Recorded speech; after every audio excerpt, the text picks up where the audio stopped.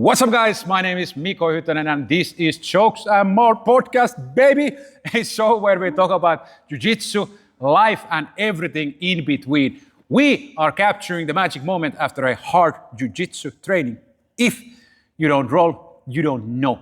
Today I'm joined by BJJ black belt, multiple time IBJJF medalist, and overall great human being, and actually inventor of Hobbit-style Jiu-Jitsu, Emilia and Lilius. Welcome. I did not expect that. Thank you. Great training today again. A little bit sweaty. I mean, yeah, my hair is definitely not perfect for filming, but you know, It's okay. we'll survive. We'll survive. It's not like it's a dating But profile. I think like last maybe 2 weeks, again, we are in Spain, so the heat, you know, we are from Finland, so we have used it, we have lived here a very long time, Yeah. but it's still every year like, it surprises a little bit. Yeah, exactly. Like winter surprises the train systems in Finland every year. You know? Like, oh my God, it actually froze again. Yeah. All right, let's dive immediately into the first martial arts part. What is your first memory of martial arts? Did you see it from TV? Did you train? First memory, what comes in your mind as a kid as a martial art? You remember? That is a good question. That I hope you had asked me before, so I don't have to think about the answer now. That's the name of the show. We don't plan it so much. Just winging it. Yeah. That is, I wasn't a big fan of like Karate Kid or something like that. I was aware of it, definitely as a kid. But I think maybe like Taekwondo or something like that. I've seen it, my friends and people I know do. And then that was the gateway, not a gateway, actually Thai boxing was a gateway drug for me to go for Jiu-Jitsu. When did you start first Muay Thai class? I was, I think 16-ish. Oh. Yeah, 16. I was horrible at it because I always close my eyes if somebody punches me. So I was definitely not a natural. I was the whole class was like, hoping for the best. You know, exactly, just hope for the best. I didn't die, so obviously I'm fine. Maybe took some hits, but you know, I'm anyways a blonde, so no damage done. How long did you? I did it for maybe a couple of years, but again, I was very bad. So very bad. Was that from Thai boxing? You switched straight to Jiu-Jitsu? Yeah. I had a friend. Big switch. What? Big switch, like standing up, elbows and knees to grappling. To just sweaty hands. How did you find Jiu-Jitsu? I had a friend who wanted to start also. And I mean, I had a lot of people I knew who did Jiu-Jitsu. But I had a friend who wanted to go to the basics course with me. So I went with her. She quit, but I stayed. And that was it. But funny thing is, I actually didn't like Jiu-Jitsu at first, at all. I thought it was so... Like, I remember some of the first times I rolled, I just felt like I'm going to have a panic attack or something. Because I was like, small girl rolling with just men. This was 15 years ago, so there was not a lot of girls in Jiu-Jitsu in general. And I remember I just felt like I was like smothered and I couldn't breathe and I couldn't move. What made you continue? I think I'm just very petty as a person. Yeah. So out of pettiness to not quit and like not let the men win. Yeah.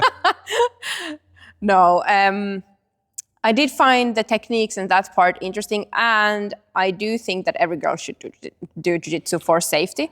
And I could even then, when it felt like uncomfortable, obviously, I realized that this is exactly why you have to do it. Obviously now I don't really care about the self-defense part. I think I've got that covered enough. Yeah. But I did not like Jiu-Jitsu at all. I don't think I liked it for quite a while. Was there other girls training Not at really. the time? No, not really. I mean, maybe one, but not really. Like I was always just training with men. Yeah. What was the first gym? It was in Lahti, Finland? Yeah, it was in Lahti. It was Barreto Lahti in Patomäki. So shout out to Patomäki. Shout out to Patomäki, the OG. Yeah.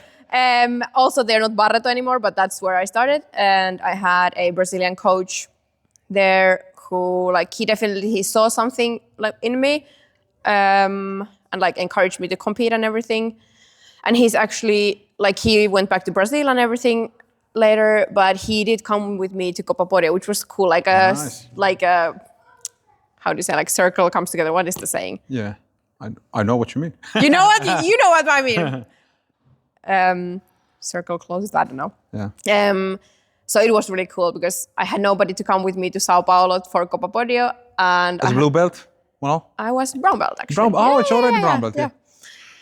And he came there and it was so cool to see him for the first time in years. And then he was there as my coach again. And, you know, obviously he's Brazilian, so he was able to like really help me a lot with the whole trip and everything. So yeah, but yeah, I started in Lahti 15 years ago. Let's continue from this. Like the first steps in jiu-jitsu, frustrating. Everybody is bigger than you. Everybody is stronger than you. As a girl, there, what was the first techniques? What you started to like? Okay, this works for me, or is there something that you can remember, like what we were able to execute? This is 15 years ago. I did like lapel chokes. I still do. Yeah. I have the one that I do from side control. It's the first fight I ever had as a white belt. I did that choke in the fight I won it with the collar. No, not collar choke. The lapel choke from side. Ninja choke, I think so. No, I don't know. I don't know the names of everything. You know, people say, "Okay, you have a nice K guard." I'm like, okay, thank you. No idea what that is. I barely know what berimbolo is. You know, I don't really keep but you up can with do that it, stuff. but I you can don't do know the it, names. but I just don't know I'm doing it while I'm doing it. Yeah, I think that, and then I do remember I like sweeps a lot, like from guard, because then, especially like open guard, when you put your feet on the hips and, for example, just get the angles and push. You don't need strength and you don't need to be bigger for it to work. But other than that, I think it's too far away for me to remember properly. Boris, did you did also like gi and no gi or only gi? I think first I did only gi, but I mean, again, 50 years ago, no gi was not that big. Yeah. It just was not that big as it is now. So I did mostly gi for years. I do think I competed like Finnish ADCC, so not like fancy cool ADCC, but I did compete in ADCC rule set as maybe blue belt for the first time or something like that, but didn't do that much. I did like, I've done then in IBJJF, I've done no-gi later on as a blue belt, purple belt. I think I'm a no-gi European champion on brown belt. I'm pretty sure, but like it's not what I like that much. I don't feel as comfortable in no-gi as I do with gi. But you started competing fairly early on in your career. And I remember my first memories about you. I started Jiu-Jitsu 2012. And immediately when I started, I remember you were one of the most famous Jiu-Jitsu girls in the earth. I remember. It's pretty wild to think, but... Yeah, but I remember. I read magazines. Like there's a lot of articles about you. You wrote some articles. It was a big thing. You know, I was like, wow, she's from Finland, and you know, she's a big thing. You know, how that affected in you started competing. You started competing like really. I think I had trained for a year when I started competing, and I started with Europeans quite quickly too. And I mean, I did really well. So I mean, I think I'm like not black belt, but European champion on all the lower belts. So it did like I got success, and fair enough quite easily because honestly, the categories were not what they are now. Like because there were so few girls, so the category could be like 6 girls. It's not that many fights. So that's, I would say that I never had the honeymoon period with Jiu-Jitsu. I think we've talked about this with you. Like I never had that kind of, oh my God, I love Jiu-Jitsu so much. It's the best. It's like therapy for me. I need it. I need to go train. I was always more like, oh, do I have to go train? Because I had the competition coming. Yeah. And I started competing and being successful so quickly. And like my income started to depend on Jiu-Jitsu and my success. So it was more like a chore, like an actual job than a fun hobby that it is now for me. Yeah, now you enjoy it more. And actually we have talked about it. You remember we just talked about it like a couple of months ago. We had a long discussion about this because I kind of understand it because normally it's the other way around. You know, people train and then they start to compete and everything. But I kind of understand it like also for you since the beginning, it must feel like pretty pressure. Not like, okay, this is my happy place. Like, and everybody, especially when you start to win, of course, everybody, you know, expects you to keep winning. Yeah. Exactly. And then you like, the expectations are high and you're okay, I need to do my job here and I cannot enjoy the process so much. Like I cannot goof around. And I always talk about this many times with my guests because I'm a professional teacher, so when I train, I goof around. I give out positions and I teach people, let them do stuff. But as a competitor, if you create this kind of a habit of giving out positions and goofing around, you can't. No. And that, I think, in my mind, if I needed to train for myself, like I need to just submit everybody, I don't think I would enjoy it so much. I love Jiu-Jitsu when I can, just do whatever I want, and if somebody tasks me, I don't care. Yeah, to be fair, I've never been a very serious person with Jiu-Jitsu either. So I do feel like I've had fun while training. Like we've always had an awesome group of people to train with. I always had my good friends training with me, so it's obviously fun while training.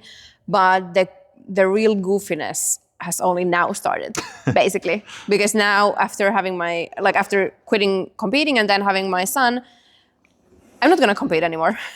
So there's no pressure. I can just have fun. It doesn't matter if I lose the training. Who cares? Yeah. And it's also our way as teachers, how we teach our students. We let them have something without them knowing that we let them have something. And I get submitted every day because we put ourselves in the positions because we are here not to protect our ego or like, I cannot be submitted. Okay, I maybe have a bit of ego. I can't do that. I'm too competitive for that. So big. I mean, I can't let the white belt, score points against me. Like there has to be some boundaries. Oh, okay, so I'm the goofy here, yeah. But I have been like this since day one because I have competed only 4 times in Jiu-Jitsu because I was competing in wrestling since I was 4 years old. I was competing 11 years. That's a different world. 11 years as a kid. So I grew up competing in wrestling. So that kind of not killed my motivation, but I didn't have the passion. I need to prove myself. Yeah. I was like, this is great. Now I can do this for myself. Yeah, I mean, Jiu-Jitsu must feel like a vacation after wrestling. Yeah, wrestling is brutal. It's never-ending story. They don't stop until you're on the ground. Yeah, exactly. It's amazing. Another level of so blue belt, and then you got who gave you your purple belt? I got my blue belt from Muri, who was the Brazilian one. I got my purple belt from Pablo Gabo here. Yeah. Did I? Yeah, I think I got my purple belt from Pablo, and I think I got my brown belt from Roger Gracie or Pablo. I don't honestly not sure. And then I got my black belt from Lucio Lagarto. Okay. Wow, you have a lot of kind of not different coaches, but to be honest, I've never had yes, I've got my belts, and I have massive respect for the people I've got my belts from, but none of them have been like my day-to-day coach. I never had a coach. Yeah. This is something like my kid's father, Santeri, like we used to just train and compete and travel. We didn't have a coach. How did that affect your progress as an athlete? Because you don't have this consistent support and pressure for your coach, because you need to figure out a lot of the stuff for yourself, like okay, how we are solving this problem. Was that overwhelming, or you enjoyed it? I think it was positive in a way that it makes you be responsible for yourself. Yeah. Nowadays, sometimes when I see people who are very dependent on their coaches, I think that is the wrong way to go. You have to have the ultimate responsibility is on you. It's a great thing to have a good coach, but and somebody who's checking your progress and giving you tips on training and like being in your corner in competitions, but you do have to have the responsibility yourself, and you can't be dependent. Like your success cannot be dependent on somebody else. It has to depend on you. And if you're motivated enough, you are able to just figure it out while training. Like you just train hard, be consistent, watch videos, learn yourself, and you'll if you have the right people around you, it'll work out even without the good coach. And I think it's kind of, now when I think about it, it might be also a good thing because that forces you to be a problem solver. Yeah. Like if you have a great coach, it's great, but also they probably do a lot of the problem solving for you. Okay, Miko, you are missing this and because I'm missing. Yeah. Instead of you need to kind of do it a lot of the problem solving for yourself. Yeah, and you just have to be very stubborn. Yeah. Let's talk a little bit about the competition side before we move on. So, do you have specific memories, like it doesn't mean to be success, but some stories about when you have been competing, something crazy has happened, or something that has caught your memory, like bad stuff, funny stuff, whatever in Well, the whole Copa Podio was a crazy experience. Okay, let's go through that. Okay. How much can I talk? We can cut it. Never again. Never again. Okay. We'll never again do Copa Podio. Okay. I mean, this was years ago. I fought Livia. Well, now she's Giles, Lachlan Giles' wife. How many years? I was a brown belt, so this must be like 10 years ago, maybe. Yeah. Like long, like again, Jiu-Jitsu world was a different thing then. And first of all the fights were in gi. Yep. That would never happen now, but all of them were gi. And I was like, we agreed on the weight class like week before, which meant I had to have like super quick 5 kilo cut in a week or something like that. I remember in the night of the fighting, like we were first supposed to be one of the first fights. So I was there warming up, getting ready and everything. And then just before we were supposed to say, oh no, you're actually co-main event. So you have like an hour, don't worry. Which up with your head. Yeah. Can I swear? Yeah. Okay. It's up with your head. Like you're already ready. You're like, because at least for me, Nobody. the hardest part of competing was the 20 minutes before. Yeah. Like I feel like I can't feel my fingers or hands and I feel like I want to throw up. I'm thinking like, okay, if I jump down those stairs and break my ankle, I can pull out without it being embarrassing. It was so 100%. 100%. I hated competing, but then I was also addicted to it. So again, but everything, when you step on the mats, it fades away. Then it's done. No, it fades away when the actual, like, when you start getting sweaty from the fight. Okay. And like getting to it. And I mean, I'm not nervous while I'm fighting, but this moment is maybe the worst. Yeah. I don't see that at all. And you still did it in hundreds of competitions. Was it always the same? It never gets easier. No. No, really? Yeah. Oh, I don't know. I must be some kind of masochist, you know. There must be something wrong with my head for sure. That's Jiu-Jitsu. Yeah, exactly. We're all a bit f***ed up. Yeah. It did not get easier. But yeah, so the Copa Podio. So that was, you're ready. You're like, okay, I can do it. I didn't jump down the stairs to break my leg. I was like ready. And then you have to wait an hour more. So you're warmed up and done. And then the fight, I think I lost. I definitely lost. It was either a draw or I lost, but I did not win for sure. But me and Livia, we became friends from that. I mean, we haven't seen each other, I think, after that. Maybe if Livia watches this, she can tell me like, yes, we did. How can you not remember? But I don't think we've seen each other after. Yeah. But we are like still in contact sometimes and talk, and you know, we have kids similar age and everything. So that's something I think is very different from girls in Jiu-Jitsu to boys in Jiu-Jitsu, that we don't have the aggression and we don't have the like bickering and fighting and trash talk and stuff like that. We're just friends. Then we try kill each other and then we're friends again. And that's really beautiful. Same with Fionn. I lost to Fionn, like, I think I still have PTSD from how I lost to Fionn. Like, I think she took my back, but then she also had my leg somehow like this. I think it was a knee bar or choke. I don't know. It's all a blur. I think my trauma response was to like wipe it out of my mind. But she's such an awesome person that we're still like in touch. She's in my Instagram close friends, and you know, like. And I remember actually when she was here, maybe 2 years ago. I don't know, 2-3 years ago. You remember? Yeah, I was pregnant. Oh yeah, exactly. So it is about 3 years ago then. Yeah. So she was here, and actually she was super funny. She was so teaching the class, and I remember when she was making her jokes about like meatheads using juice and everything. Nobody else laughed. I was laughing. I was like, come she's on. So funny. She's hilarious. Honestly, I love her. She's amazing. One, like I feel like people need to buy her. This is not a paid ad for her, but they need to buy her instructional stuff just to get to know her as a person, because she is so hilarious. Yep. Her sense of humor is like, it just. She is funny. She is funny. One of the funny stories about her, like she was staying with us actually, like not this time, maybe it was this time. Anyway, she was staying with us when she was visiting, because I think she's been here a couple of times. And the dogs had diarrhea over the night. And she felt the need to send us a message that, just so you know, it was not me who shat on your floor. And I'm just like, was not gonna be my first guess, but now I'm a bit, suspicious. Why did you so? Why did you have to tell that? I mean, you're just gonna order a basic, simple DNA test, and we're just gonna. Exactly. It's nothing personal, but we're just gonna. Exactly. Don't worry about it. I'm not blaming anyone. But this says it's a human DNA field, so I don't. Yeah.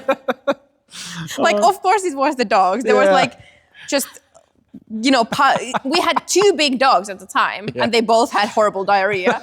It's not like one small girl could produce that. So. Why this makes me laugh so much? Because I can see this kind of humor is the best, Yeah, because it's realistic kids. also. And this happens, and when it happens to me, I'm not laughing so much. But when it happens to anybody else, I'm laughing because I think it's hilarious. Because it's the real life. We cannot do anything. We're just gonna clean and it's gonna be good. But it's still. Yeah. But yeah. So I think that is one of the things I like the most about girls in Jiu-Jitsu is that we can put aside the fact that we're actually fighting and having to compete against each other and still be friends and have fun. And it doesn't affect the fight. Yep.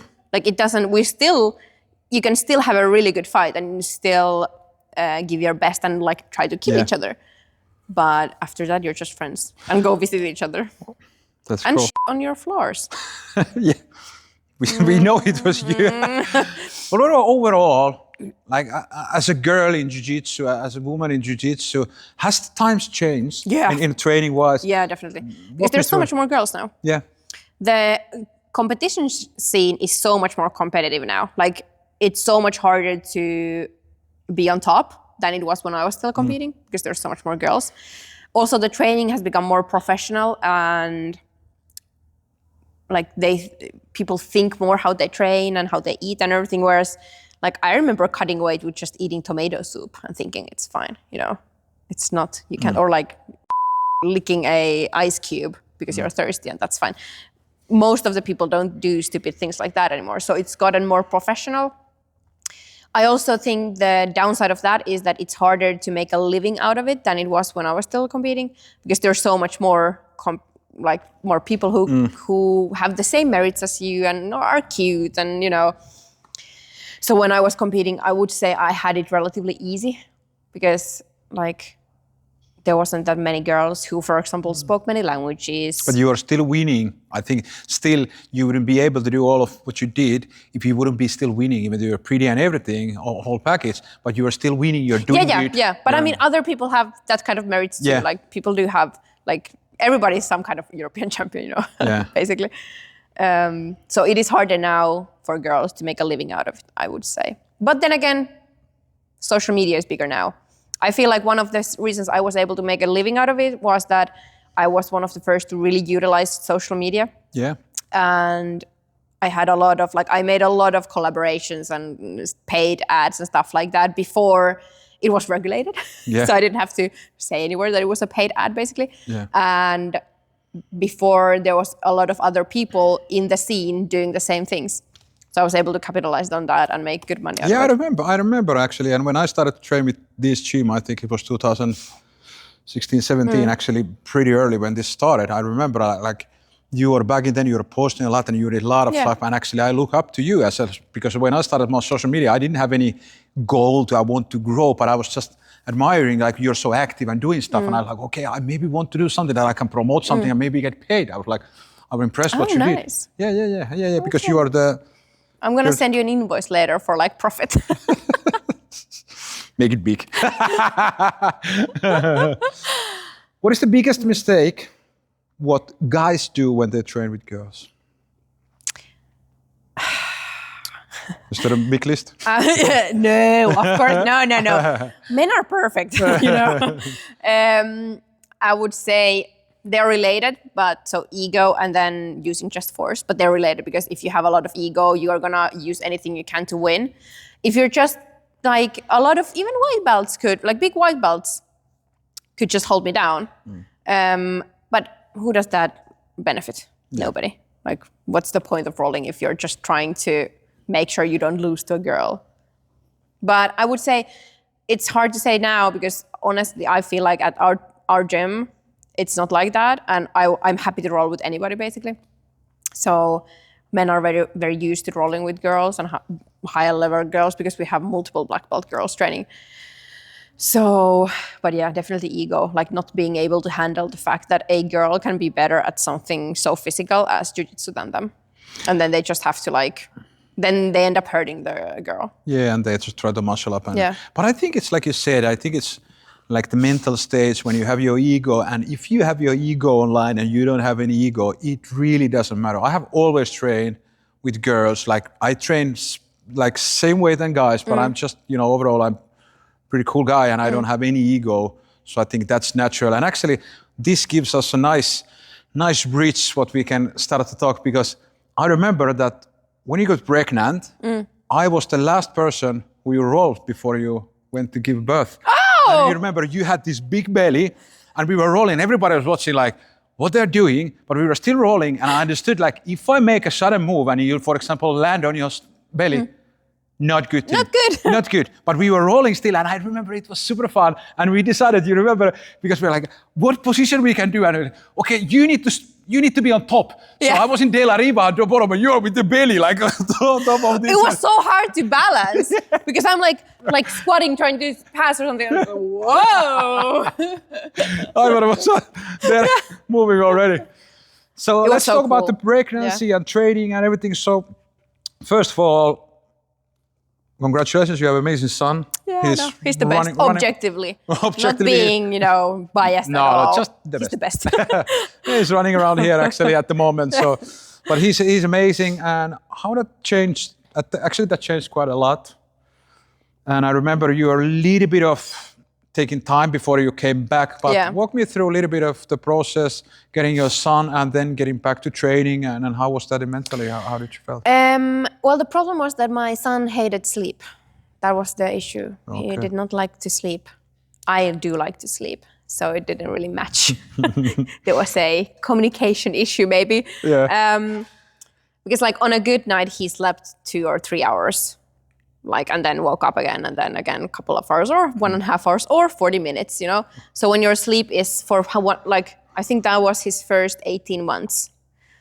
And that's when I didn't train. I was a shell of a person. I was a zombie. I was not myself at all. But obviously, when you don't sleep, how could you? How? Exactly. And extend that period of no sleep, even one night. Actually, today we talk about it. You slept a little bit bad last night. And now I'm like, oh. Yeah. And can you imagine 1.5 years almost sleeping? I can't even, I'm not thinking how did I survive? How am I alive? But, so I was so sleep deprived on whole another level. And obviously, my family is in Finland. There's no support network or anything. So I was very alone and very just stretched so thin. That there was no energy or time for jiu-jitsu. Because even if I'm sure Ivar would have been amazing here. I could have brought him here as a baby. It would have been fine. And there's people who would always have been helping with me. Yeah. But that wasn't it. It was the fact that I was just so exhausted that I just couldn't You're just, I'm getting through the day. Yeah, I don't want I'm just surviving. Yeah, exactly. But that was his first 1.5 years.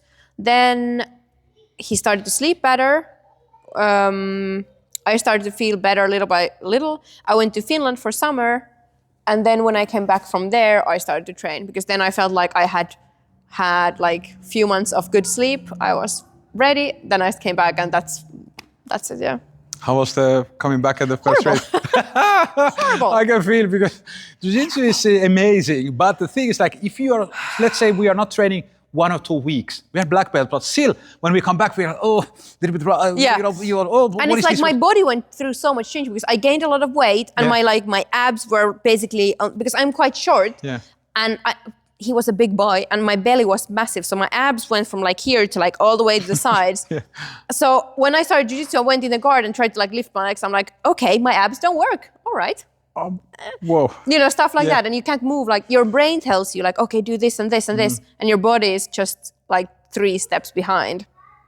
But it was I'm very happy I came back, because it was hard. It's hard to come back, especially your black belt. Yeah. People remember you were so good and everything. You trained through whole pregnancy and stuff like that, and then you come back and you're so rusty. Yeah.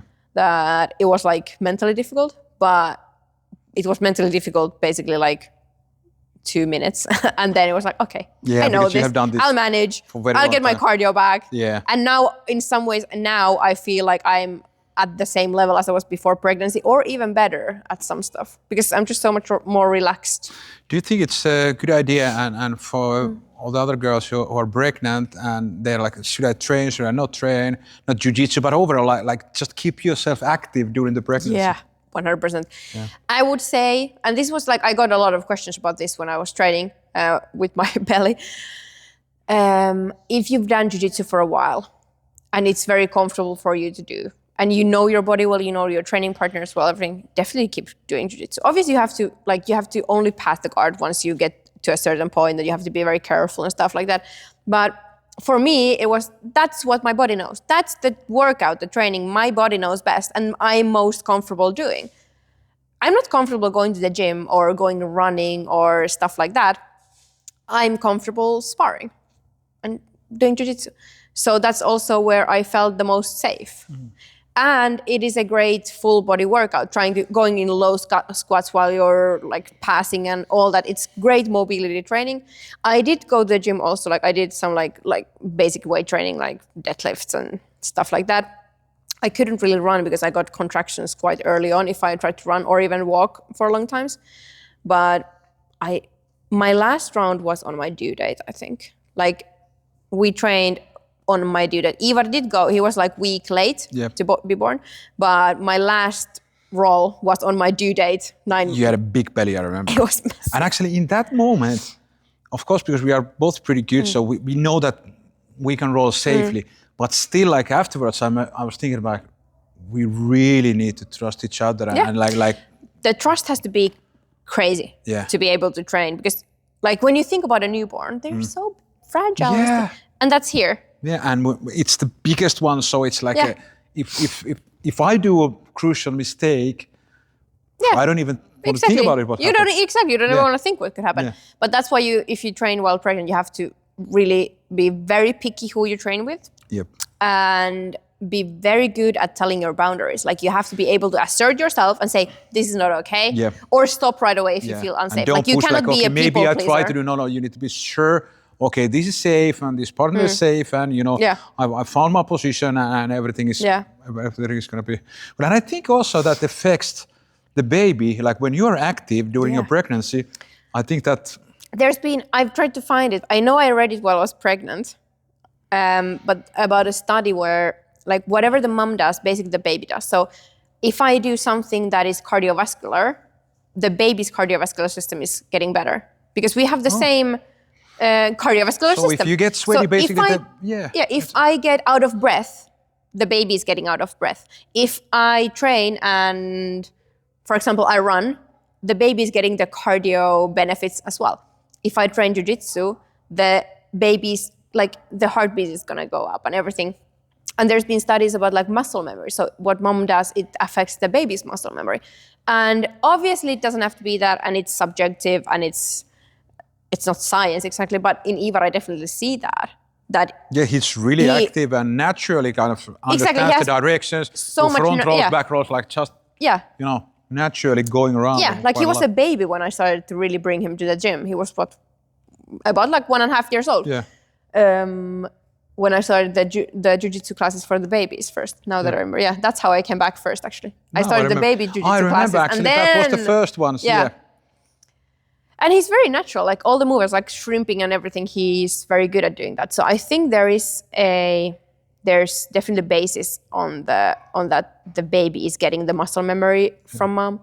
Because there's also like if I break my bone while pregnant, the baby's bone from that part is gonna grow up like stronger than all the crazy stuff, like women's bodies. It's crazy. It's basically magic. Yeah, but it's because witchcraft. It's growing inside of you, which is a miracle. Connected in every way. Yes. So I definitely think like if your pregnancy is safe, if it's low risk, so nothing threatening happening, you definitely should be active. As active as you can, because that is for your baby. That is not for you. Obviously, it's also for you because it will make hopefully giving birth easier, recovering easier, everything like that.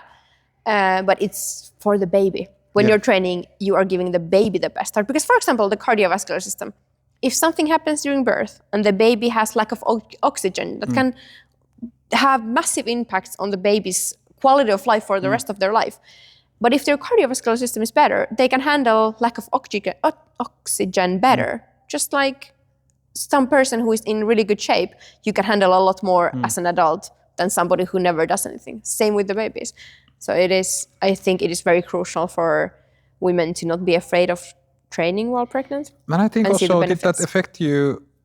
I think you are more ready for the pregnancy and you're more happy when you train yourself. Not like, okay, now I'm pregnant, now I cannot do anything. I need to like try to be as active as you can. And I mean, anybody, you don't have to be pregnant. If you lay on the sofa for 9 months, you are going to have back issues and everything. And your mind, you're not going to be like, I feel great, let's smash this. You're going to have like back pain, ligament pain, everything, even if you're not pregnant. So obviously, if you're pregnant and just lay on the sofa because, oh, I'm pregnant, I can rest now, you're going to have a lot of, like, it's going to hurt, all the changes that happen in your body.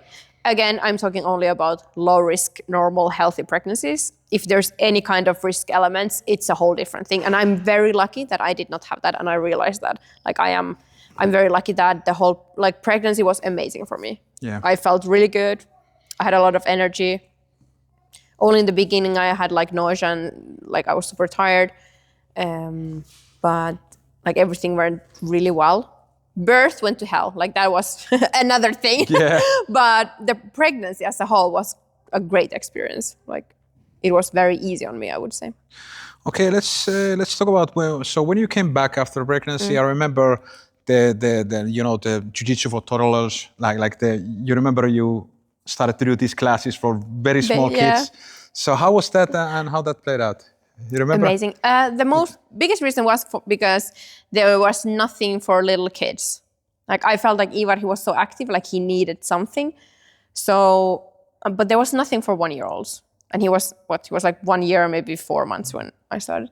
So I was like, well, it. There's a gym that I can use whenever I want. I have the baby. Let's start baby classes just for him. Yeah. And it was so fun because we got like a lot of babies. Yeah, and they were all just like trying to do roly-polies and all this like shrimping and stuff. And then also like little rolling. And it was good for the parents too, because obviously the parent has to come with the baby. So it's good for them also to see like, okay, my baby is not going to break if I roll them like this or if I lift them like this. Like they actually like it and it's good for their physical development. I think you're gonna see that in a long term because he started to do that very early age. Yeah. And now I started wrestling him when I was 4 years old. Yeah. But he's not even 4 yet. Yeah. And he has been doing already, he can do front rolls, back rolls, like everything. Like whatever he's gonna do in his life, this will help. That's what I'm hoping. Play tennis, whatever. Exactly. Go diving, whatever he's gonna do. He doesn't have to do jiu-jitsu. Yeah.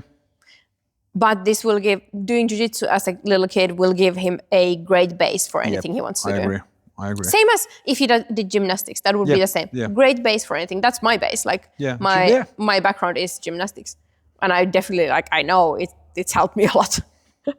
Would you like to have your son train jiu-jitsu? Or it's his choice? Of course you would like. Yes. Well, me and his father do agree that while he's young, he has 2 options. And those are basically striking or jiu-jitsu because they're free, because he can do them here. And this is... So I'm not going to pay for him to do too many things when he's still young because he enjoys martial arts. It's free. It's easy for us. But when he's older, I hope he gets at least until like blue belt, just to have the basics. Just so if he ever gets into a fight or something, he has some kind of instincts for that. And also I think he will do it because also he wants to understand, because it's so big part of also you growing up and jiu-jitsu is a big part, even though you're not professional competitor anymore, but it's a big part of your life. Yeah. So I think in that way, and because he has been, growing here, watching all of us fight here and train, and he's, I remember I was fascinated about the world. When I went to wrestling, I was 4 years old, and I saw all of these guys training. I was like, wow. They're the coolest people they're ever. The coolest guys. And when I started in early age, in an older age, when I started jiu-jitsu, I was a little bit over 30, but I still, all the memories from the wrestling, I'm like, oh, these guys, now I'm in this world. It was fascinating. I loved it when I did that as a kid, and I was slightly forced to do it, but now I'm grateful. Yeah, I'm super grateful because, and I have been always really good at basically all of the sports, and now I understand because of that. And wrestling training, when I started, it was really much the same what you guys do, front rows, back rows, just playing around, learning how to use your body. Yeah. Like, okay, and hand being here, leg comfortable here. being close to another person. Yes. Yes, I Like think, pushing, wrestling, all that, just being close to, because that is for many women who start as adults, it is really hard in the beginning to get used to the fact that you're basically hugging somebody who you don't know. We are super close, and there is going to be aggressive grabbing and everything. But that's also gives us a nice pathway to how important it is especially girls to train jiu-jitsu, because if something happens, somebody grabs you, somebody wants you, even though it doesn't lead to, some bad stuff, but if somebody, for example, grabs your wrist, like, what are you doing? Most of the girls and every guys also who doesn't train jiu-jitsu or any martial arts, full-blown panic. Like you are not used to somebody grab you. And controlling you. Exactly, but if you do jiu-jitsu, for example, you're a blue belt lady, whatever, and somebody grabs your wrist, you're like, what are you gonna do? Nothing. Like it doesn't affect you. You're not panicking. You can stay calm under the pressure, and it might, save your life, or at least you're gonna be more calm in the situation, which is not nice. It's an aggressive because it's like, situation. I'm used to this. I'm used to people controlling me physically like this. Yeah. We are sweating. I do, like, it does always surprise me when, in some ways, when like I'm with my friends who don't do jiu-jitsu, like how easy it is as a girl to be weak. Yeah. This sounds bad somehow that girls are weak, but that is the reality, that a lot of girls, especially if you don't train something else, like you don't go to the gym a lot or something like that, you are going to be quite weak. And that is scary. Yeah. Like, because you're mentally and also physically, and especially the mentally, like if there's an aggressive situation, if you don't know, if you have any tools how to handle that, it's going to be terrifying. Again, obviously, it's always like why we need to protect ourselves, because men suck sometimes. But it is that is the reason behind it. So I would like to put the blame on men behaving badly, but it doesn't take away the fact that I would prefer to be safe as I can, or to be able to protect my baby. Yeah. So I do think that you should train hard something, if possible, do jiu-jitsu. Just to be able to be comfortable in those situations, because you never know when it's going to happen. Nothing's ever happened to me, but also I do think that there also comes the fact that when you do martial arts and you're good at it, you have this kind of level of confidence in you that people don't also, like, even if they don't know, but they maybe sense something. I totally agree. Like when you know that you're capable of violence, and let's say you're good in jiu-jitsu, you resonate that kind of energy that you are not scared of in the situation. And many times that prevents the aggression. Yeah, exactly. Because also many times the guys who are the bad guys who wants to hurt girls, they understand, like, okay. They want easier targets. Exactly. And like, you don't want to... And I just listened yesterday one podcast where they was able to find study that actually people can smell a fear.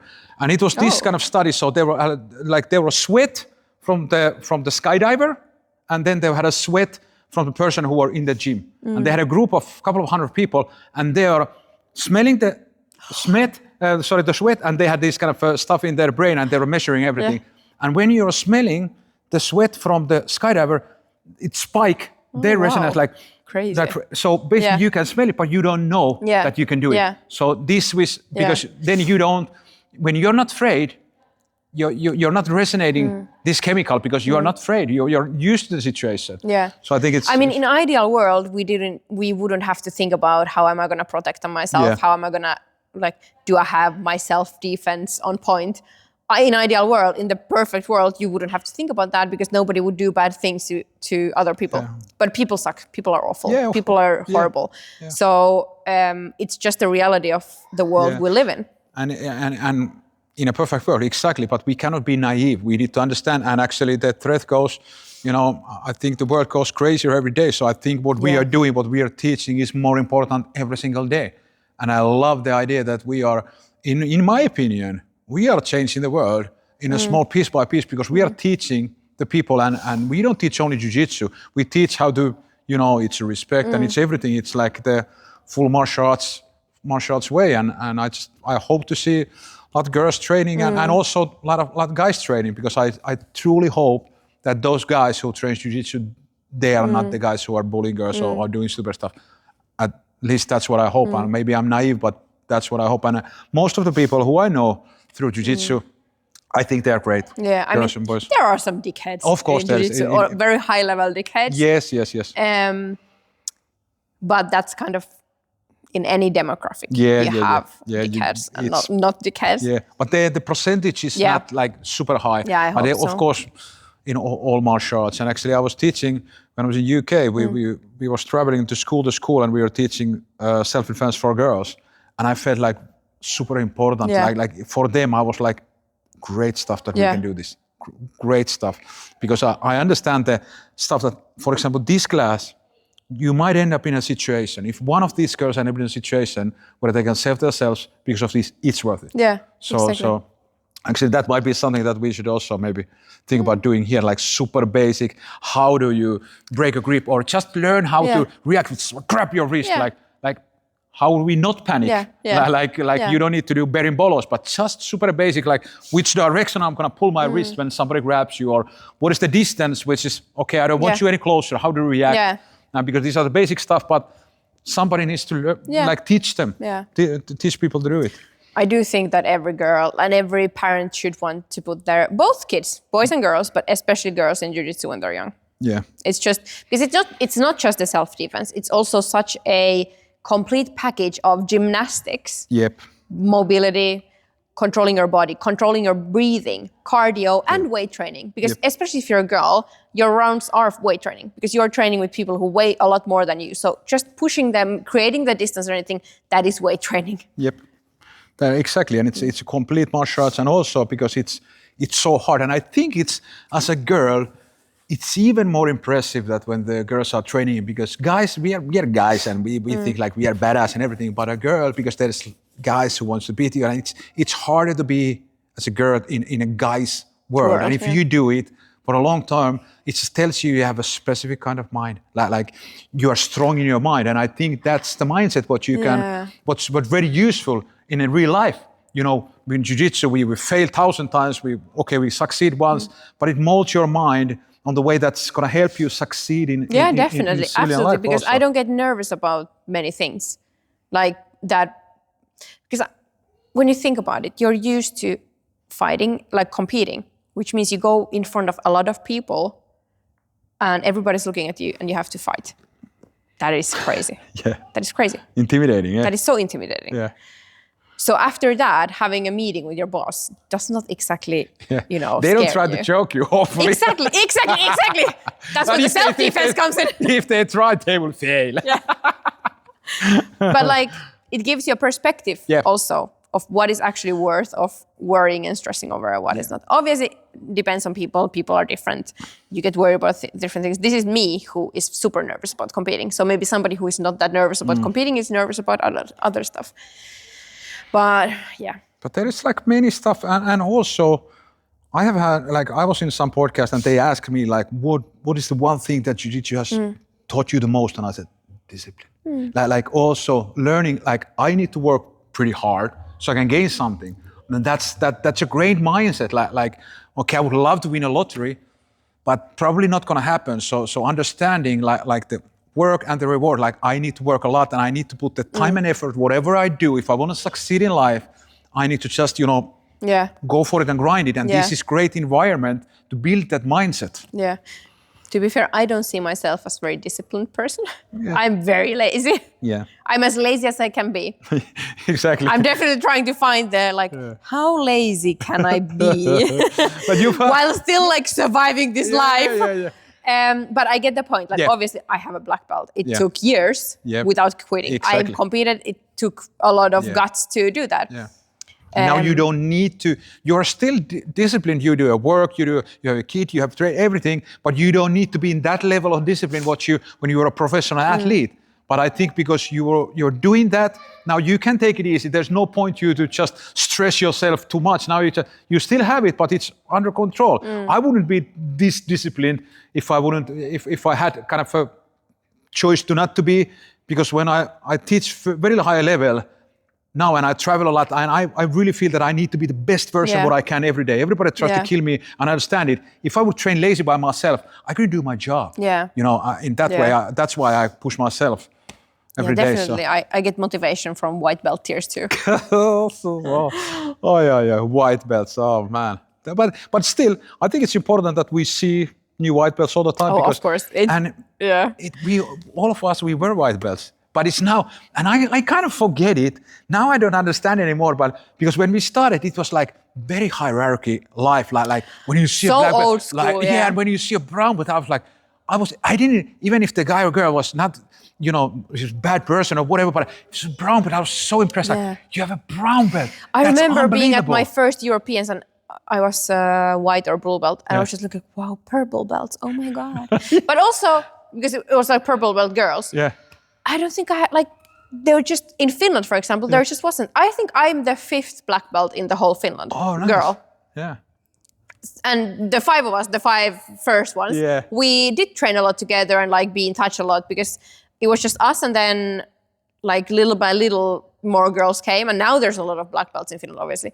But so then when I was like white or blue belt and I saw a purple belt girl, I was like, oh my God, that is the coolest thing ever. Like, I wonder if I'm ever going to be a purple belt. Like, because it felt so unreal to see a purple belt girl. Unbelievable. And I remember always, when I was a lower belt, I was super impressed if some of the higher belts were treating me nicely or helping me. And maybe that's why I have always helped other people.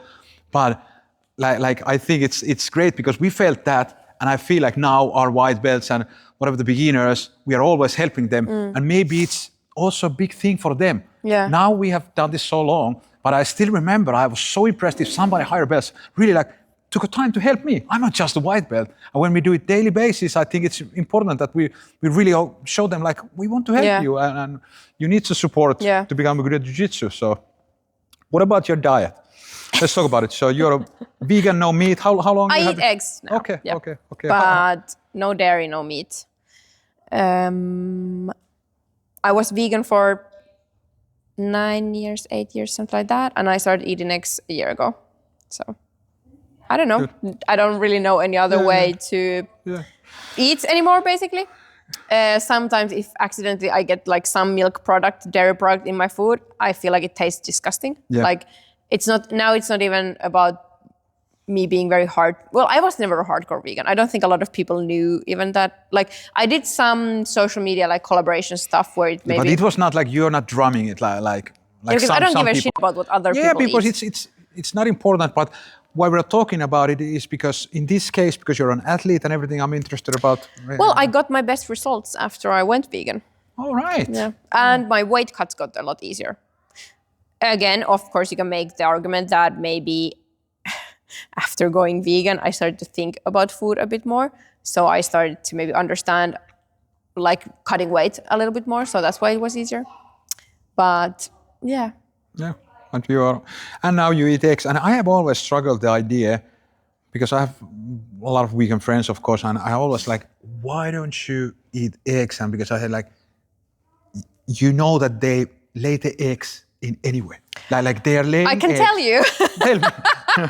I mean, I only ate like, how do you say it? Like organic, good. Like free happy range. chicken eggs. Yeah, same here. Because that is the thing. Same here. I don't want to see them suffer in the small cages. Yeah, but if they live free and just blub, blub, blub, why not? Exactly. I would love to have my own chickens. I would love to have my own chickens.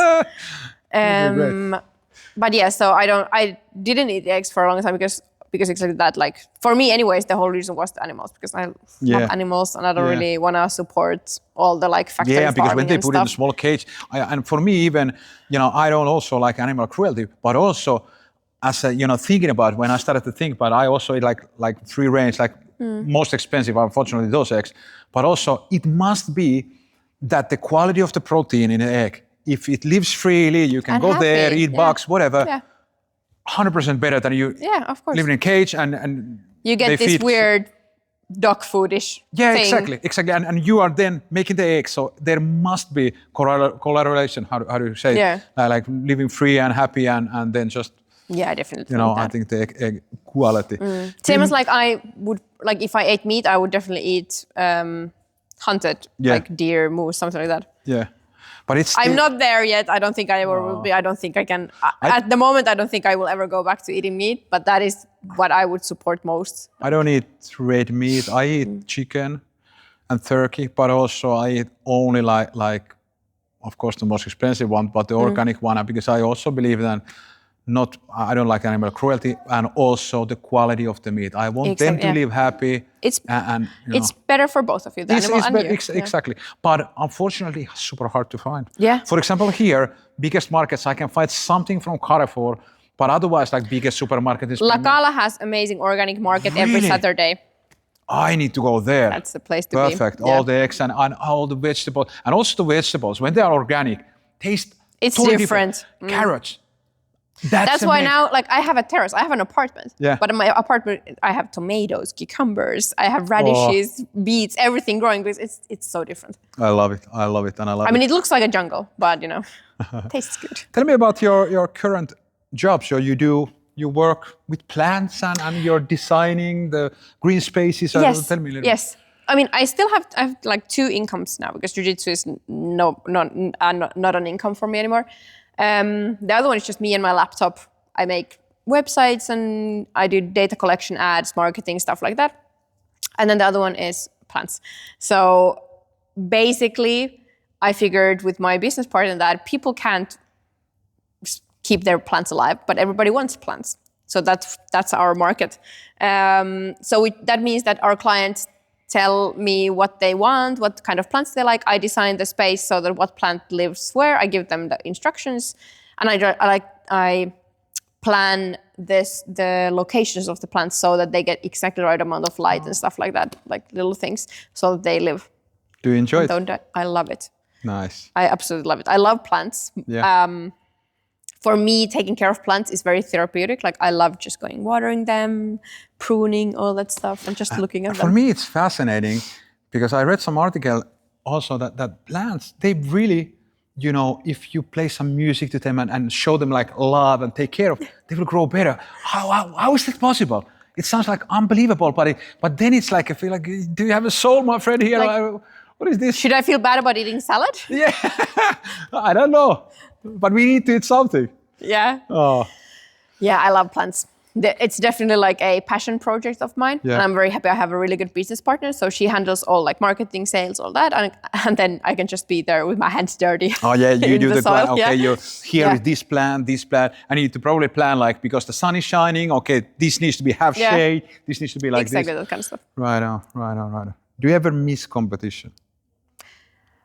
No, is it bad to say?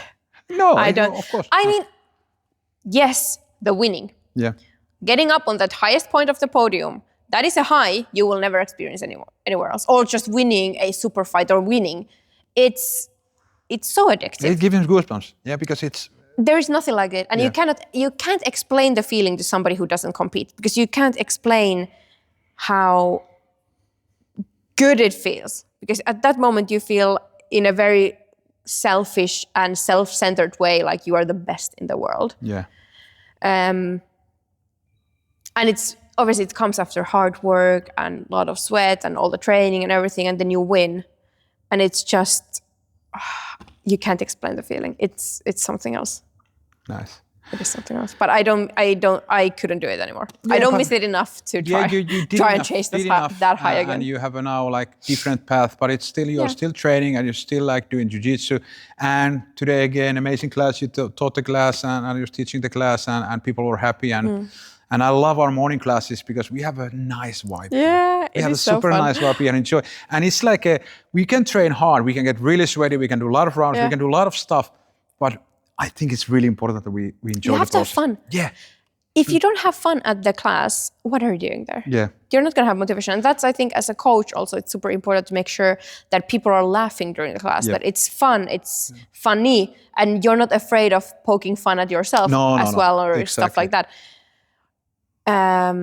Like, it doesn't have to be that serious. Why would it have to be serious? Why is it that many people think that training seriously can only mean that you train without having fun? I don't know. You can train seriously while still laughing and having fun. But we are a rare breed. Like, we have traveled both a lot, like, and doing seminars and meeting other people who are teaching Jiu-Jitsu and everything. There's a lot of people who think like that's not the way. Like, but we still train good stuff, but because I also think like you learn better if the process is enjoyable. Yeah. You know, it's hard, but it can be fun. And I think we need to emphasize the fun part also, and also doing a little bit of games and playing and just, you know, making jokes, and especially we are joking about ourselves. Yeah. You know, that's most important because we are not in the pedal style, okay? Only thing what separates us from the white belts, we just have done this much longer. Yeah. Like we are just And white in belts. the we end, never belt quit. is only a piece of fabric holding your Exactly. gi jacket closed. Yeah. It doesn't matter. Nobody gives a shit. It's just a belt. No. And again, I hate the fact that some people do think that black belt means that, first of all, that black belt means that they're black belt in every aspect of life and they can give advice and like boss people around how they want. And then that black belt somehow makes them a like more important person than lower belts. It doesn't. You're just a guy who never quit. Like you are just done. And black belt, it just proves that, okay, in this specific art, what we are doing now, and I might not even be better than some super high level purple belt, but I have done this longer than you. Yeah. And nowadays, even the belts, you know, we were just talking about, the last episode, we were talking about Christian, for example, this guy, when he was 16, he was submitting most of the black belts already. So I refuse to spar with him. I don't want to get beaten up by a teenage boy.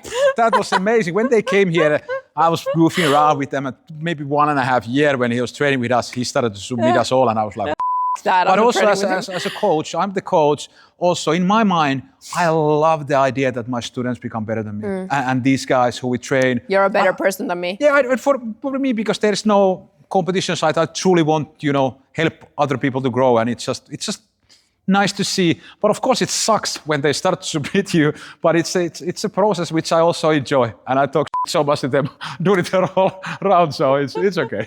That is a good way to deflect. If you talk it doesn't feel like they actually submitted you because you were like talking. Yeah, because you're making jokes even though you're tapping. Exactly. Yeah, but you might. Yeah, exactly.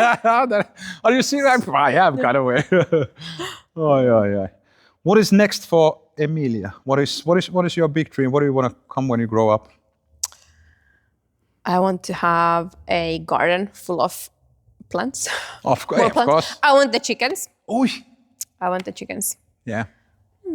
I just want to live like happy little simple life, you know. But you want to have your nice space, outdoor space where you can grow stuff and live happy. Yeah, exactly. It's very simple stuff, but that's what makes me happy. Like I like simple life. And I think if you can't be happy with simple stuff, you're not happy actually down here. That's it. And many times during the journey, become adults, you know, we kind of forget it. I love kids in the way like they're super happy and they might laugh and they might cry and they run until they, you know, now I'm tired and now I went to sleep. And we miss so much. You just live in the moment. Exactly. We miss so much of the beauty of life when we become like adults and grown-ups and we don't enjoy anymore for the small stuff. And we should kind of emphasize like we are all kids and we should enjoy, okay, bird flies, wow, whatever it is. Yeah. Not like become like whatever. So I think we should learn something from the kids. What do you think is... what would you say for the girls who are watching this and they have not tried Jiu-Jitsu, but they're thinking about, should I try, or any encouraging words, why they should try it? Actually, we talked about it already pretty long, why they should try Jiu-Jitsu. So, but any tips, let's say some girls are coming to training and they're like, I don't know what to expect. Any kind of tips for the girls who decided, okay, I'm going to start Jiu-Jitsu and I'm going to do it? Pick a good gym. Where there's already some girls training, because that tells that the atmosphere is not too toxic for females. And then just be mentally prepared for it to be it's going to be uncomfortable at first, but that's part of it. So you do have to be ready to be a bit tough at first, but just have fun. Like go and try it and give yourself time to not like it. I didn't like it at first. So like give yourself like maybe 3 months timeline of you're going to commit to it for 3 months. If you hate it after 3 months, you tried it, you gave it a shot, try something else. Yeah. Good. Because I think there will be people who are watching this and and because you're also amazing. So you have already inspired a lot of girls to start Jiu-Jitsu. And 100%. Can you imagine how successful you have been, and you have been very vocal on social media like very long time. There must be 100%. And actually, the viewers who started Jiu-Jitsu because of Emilia sent us a message, so I want to prove this to her. So it's definitely happening. It feels weird because I have like obviously since not competing anymore, my social media is basically just memes and some complaining about something every now and then, but like I'm not very active. But it's okay. It's you now, and because you don't compete and you live like a normal life, but you're still training, which is great. And it's also as a progression as an athlete, like we just found our ways, and nobody is gonna be competitor like all of their life. They're gonna compete, but do they, get depressed and stop the art, or do they find a way to do it? Which is, I think it's important to find a way after an active competitor, phase, just to start to do the normal training. I enjoy that, and we are doing it.